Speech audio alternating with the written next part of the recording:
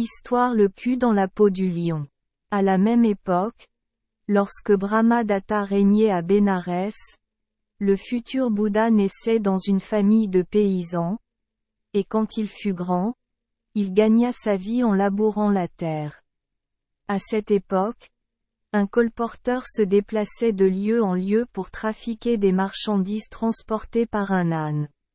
Or, à chaque endroit où il venait, lorsqu'il enlevait le sac du dos de l'âne, il le vêtissait d'une peau de lion et le lâchait dans les champs de riz et d'orge. Et lorsque les gardiens des champs aperçurent l'âne, ils n'osèrent pas s'approcher de lui, le prenant pour un lion. Alors un jour, le colporteur s'est arrêté dans un village, et tandis qu'il préparait son petit déjeuner, il revêtit l'âne d'une peau de lion et le lâcha dans un champ d'orge. Les sentinelles sur le terrain n'osaient pas s'approcher de lui, mais en rentrant chez eux, ils publièrent la nouvelle. Alors tous les villageois sont sortis avec des armes à la main, et soufflant des coups de tambour et battant des tambours, ils s'approchèrent du champ et crièrent. Terrifié par la peur de la mort, l'âne poussa un cri, un braiement d'âne. Et lorsqu'il reconnut alors qu'il était un âne, le futur Bouddha prononça le premier verset.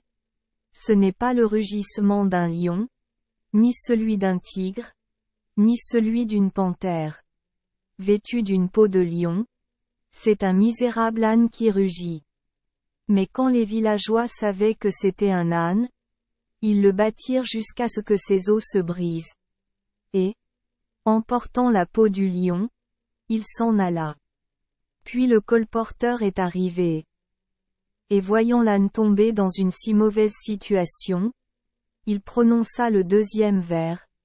L'âne, vêtu d'une peau de lion, aurait pu se nourrir longtemps de l'orge verte.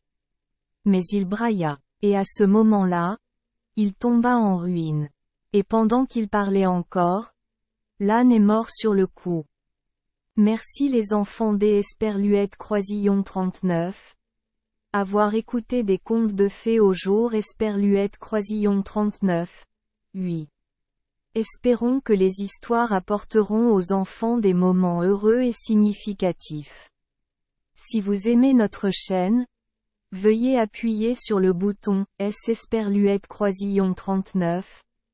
Abonner, pour ne manquer aucune histoire intéressante. Je vous souhaite une bonne nuit de sommeil et de beaux rêves. Rendez-vous dans la prochaine histoire.